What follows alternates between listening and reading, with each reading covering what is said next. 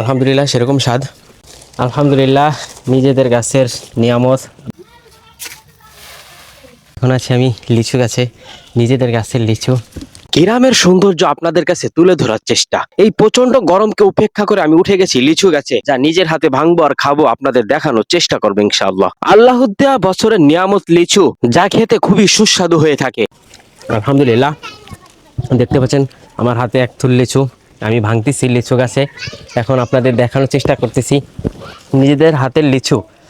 আল্লাহর নিয়ামত, এটা অনেক বড় নিয়ামত আল্লাহর কাছে, বছরের নিয়ামত।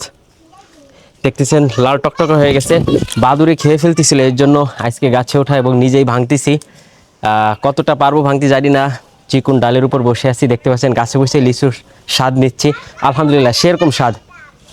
যাদের লিচু আছে অবশ্যই কমেন্ট করে জানাবেন আপনাদের লিচুর স্বাদ কীরকম, আর নিজে হাতে ভেঙে খাইছেন কিনা।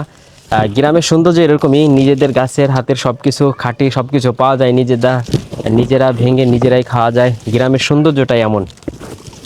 এই দেখেন মিম অর্ধেক গাছে উঠে বসে রয়েছে, কেননা সে পুরোপুরি উঠতে পারতেছে না।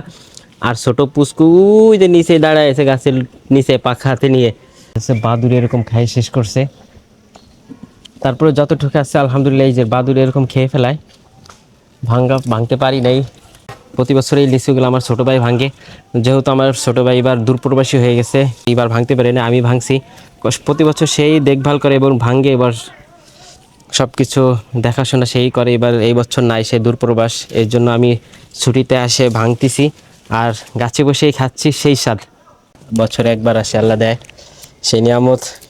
ভেঙে আনার চেষ্টা করলাম, প্রচুর কষ্ট হয়েছে আর প্রচুর গরম আজকে, গাছে একদমই দাঁড়াইতে পারতেছিলাম না। তারপরে আরও চিকন চিকন যে ডালগুলো আছে ওইগুলো আমি উঠতে পারি নাই, দেখে এক পিচ চিরে উঠাইয়া তারপরে বাকিটা পাড়ার চেষ্টা করব।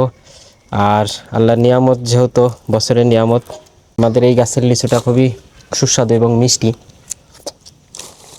আলহামদুলিল্লাহ দোয়া করবেন যাতে সামনের বার আরও বেশি বেশি ধরে। আল্লাহর নিয়ামত। আজকে পর্যন্ত ভালো থাকবেন। আসসালামু আলাইকুম।